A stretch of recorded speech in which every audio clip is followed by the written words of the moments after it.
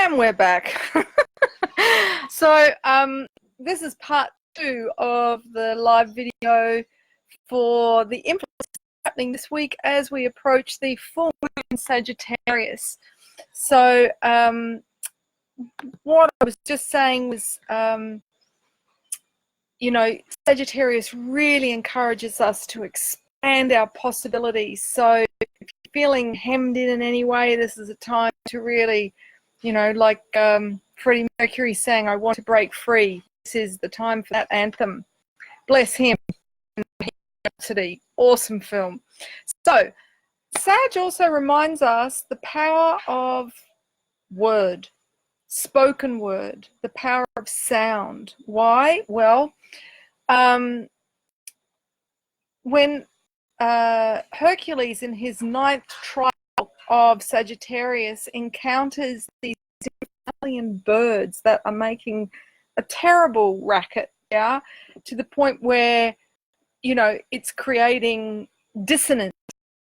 Consider that, hey Bren, thanks for joining me, that everything has a sound to it, you know, a vibration. When we hear dissonant sound, it fractures our template, it fractures, hi Stephanie, nice to see you. It fractures our morphic field, our energetic blueprint. And so equally, sound can help that to recombobulate. I don't know that that's a word, but you know, if we think about when we chant Om, iron filings actually arrange themselves into the symbol of the Sri Yantra. So too, all the different sacred geometries have a corresponding sound. So this is a very powerful week and full moon to attend a sound healing, to chant your name, to strengthen your own auric field, but to use the power of music, the power of sound to really support your energy system. And especially given while the sun is in Gemini, because Gemini can really, what would you say, lead us to scatter our energies, which can really then scatter our energy field. So whether that's, you know, Googling hang drum on YouTube, or going to a live event with and, you know, drums and Tibetan bowls, or, you know, singing sacred songs. You know, I'm off to Kirtan literally in about 10 minutes. So, you know, however you get it, this is a great time for sacred sound in the lead up to this full moon. But equally, watch the power of your spoken word. Whenever we have major Sagittarius transit, there is a chance to see how we wound others with our unconscious words. In other words, what we say without thinking. Why? Well, if you look at the glyph Sagittarius, it's an arrow, and it represents the archer, okay? So we can literally send out barbed arrows with our words, which really have a huge wounding impact on others, and we're not aware unless they communicate it to us. So, you know, this is a time when you're likely to experience that. What else do I want to say? Right, okay, getting back to the theme of the archer, this influence of Sagittarius invites us to look at, how am I going to make my world? You know? And in other words, how can I ensure that my arrows fly straight, that I hit my targets, you know, where I'm intending to go? And the answer to that is by knowing yourself, okay? Because the more we know and understand ourselves, the more we are, and the more we aim from a centered place and really get the insight that we need to make our mark. Whereas if we're all scattered and, you know, looking externally, what's everyone else doing and thinking, and, you know, what's their opinion of me, we get very distracted and our arrows won't hit the mark. So that's another, yeah, I'm back on. Those of you that are finding me here, yes, thank you. Thanks for persevering with the Wi-Fi situation. What else? Okay.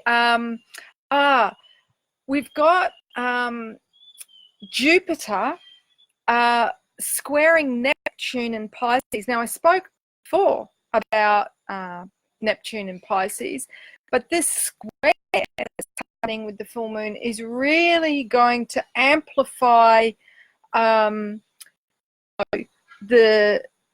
effect that getting the right guidance is going to make on us expanding our world. I think I said last time that Jupiter to the Romans was called Jove, and people would say, by Jove, that will happen. So, you know, it is by aligning with Jupiter, daring to be big, daring to take up space, that our world becomes, you know, not the sky is the limit, because we can move beyond the biosphere, but it becomes just as big as we can dream. Okay, that's really the message of this full moon, that dare to dream even bigger than you have before, and your waking world can expand in alignment with that. Now, we've got Mars doing things this month. Mars is the planet of action, and it is going to move so that it is opposite Saturn, okay, on June 14.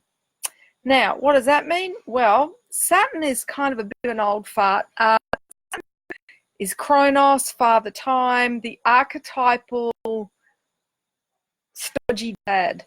Yeah, it's the conservative, one that's very, you know, can be quite punitive, punishing with his judgments and how he exacts his punishment. So by having Mars and Saturn sort of playing off each other, Mars is very much masculine energy in all of us, and Mars wants to move forwards, okay, at any cost, and now is the time. Whereas Saturn is like, well, hang on a minute, son. You're not going anywhere until you stop and look at yourself and take responsibility for the areas where you've been irresponsible in your life, okay? Because unless you do that, you can't build anything and of consequence, something that will stand the test of time, something that will be a legacy and go on to help generations. So, you know, Saturn's kind of like the one that puts the brakes on and says, right, you need to apply some discipline if you want to, you know, be able to move forwards in a sustainable way. If we're not applying discipline, we can become a bit of a tyrant and unconsciously seek to control everyone else because we don't feel safe about moving forwards. So, yeah, if you find yourself butting up against conservatism with this influence, just look to yourself and go, okay, where am I, you know, butting heads by, you know, not looking at where I need to be more disciplined in my life, so you don't have to play it out with an external authority figure. So this influence may highlight issues between fathers and sons, or even, you know, young and older bosses if younger employees put father onto their employer. It will also likely bring up the impact of our father wounds. Yeah, we've all got them.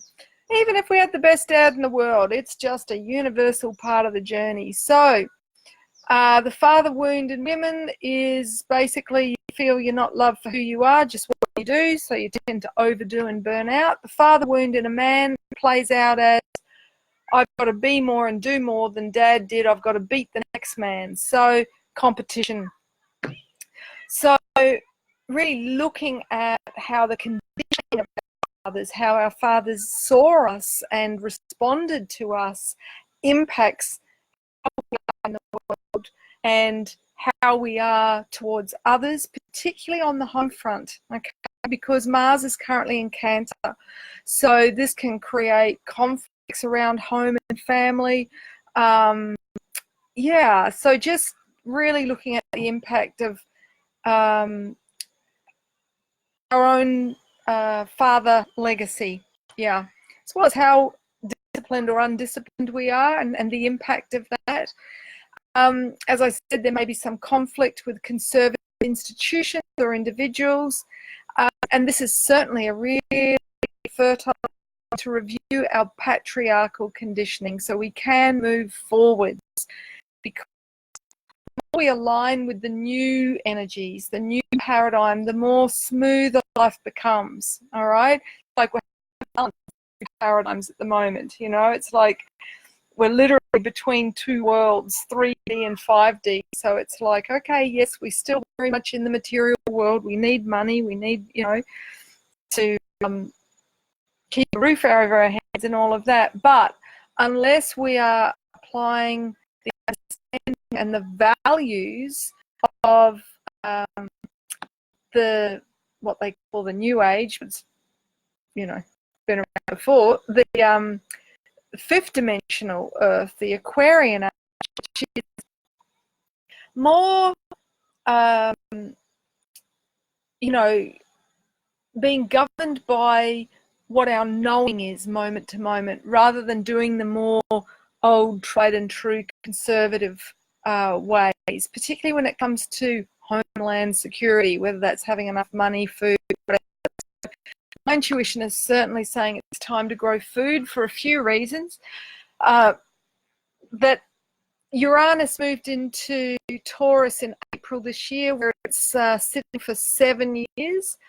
And Uranus can really bring sudden changes in our material world. So that can be loss of income, that can be loss of home. And so this is a time of instability and chaos, when we're likely to experience more and more upheavals in terms of earth changes.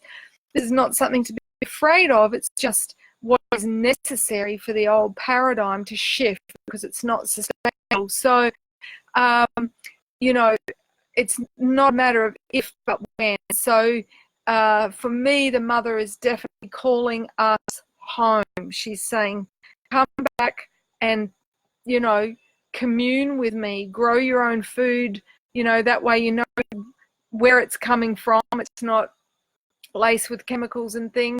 And if you live close to me, you will be fine. You will get through this transition fine. Just like who'd lived through the Great Depression, she grew her own food, so she was fine.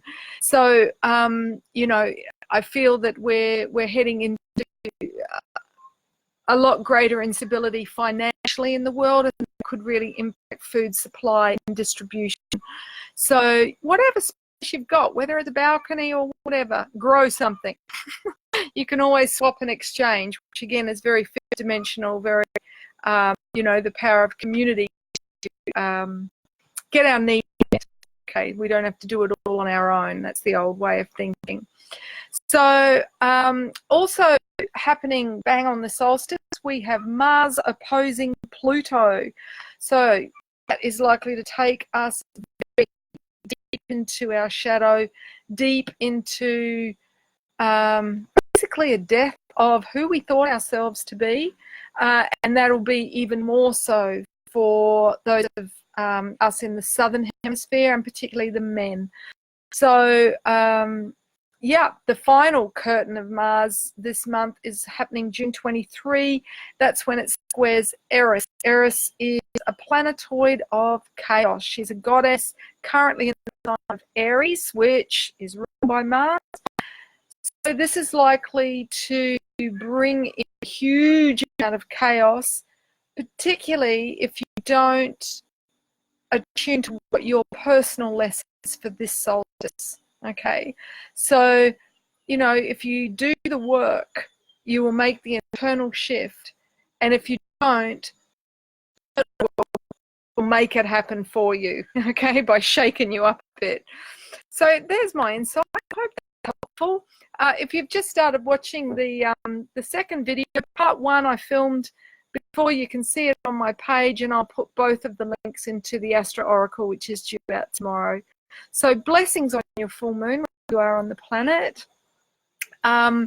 This is a wonderful time for healing and for embracing guidance that helps you to heal your psyche through understanding, you know, some of the come up for you since that last full moon in Scorpio. So blessings for now. Feel free to share this with loved ones, and yeah, I'll see you in 2 weeks. Bye.